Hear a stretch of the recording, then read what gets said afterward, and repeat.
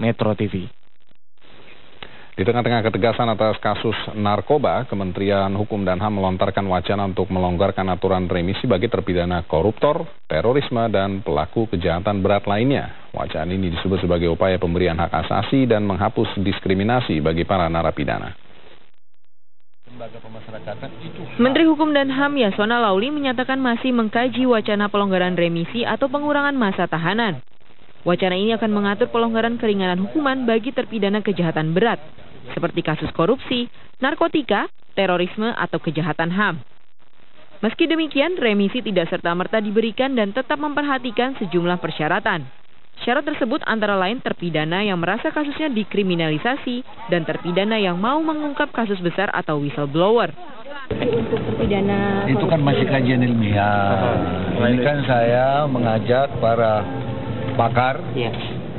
Karena selama ini kan ada kesimpang siuran. Ya, ada orang yang diberikan remisi, ada orang yang ditahan remisinya. Ini padahal filosofi bahkan prinsip dasar dari pemberian remisi yang ada dalam Undang-Undang Nomor 12 Tahun 95, yaitu mengenai lembaga pemasyarakatan, itu hak. Jadi narapidana punya hak remisi, punya hak pembebasan bersyarat, punya hak pendidikan, punya hak untuk mendapat pelayanan. Semua itu ada, hak itu ada.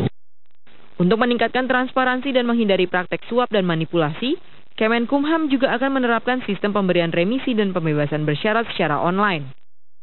Melalui sistem online ini, nantinya semua pihak dapat memantau secara langsung proses dan tahapan pengajuan ataupun penerimaan remisi dan pembebasan bersyarat. Sebagian kalangan menolak wacana ini dan menganggap pelaku tindak pidana korupsi tidak perlu mendapat keringanan hukuman. Namun, sebagian pihak menilai bahwa wacana ini patut dipertimbangkan meski perlu ada aturan baru. Ya saya juga aneh, kenapa seorang menteri kok perhatian banget sama koruptor? Memang remisi adalah hak para koruptor ya. Cuman permasalahannya korupsi itu kan kejahatan serius, kejahatan yang mencederai rasa keadilan masyarakat.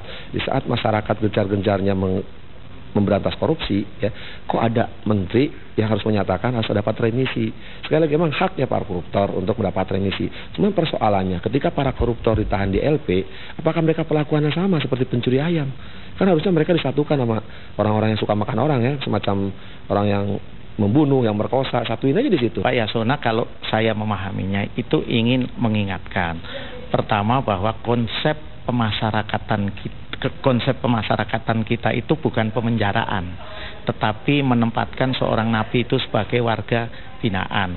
Nah, sebagai warga binaan, napi itu di dalam undang-undang pemasyarakatan kita, itu kalau dia sudah berkelakuan baik dan memenuhi beberapa kriteria lainnya, itu memang mempunyai hak-hak. Salah satu haknya adalah untuk mendapatkan pengurangan hukuman atau yang kita kenal sebagai remisi.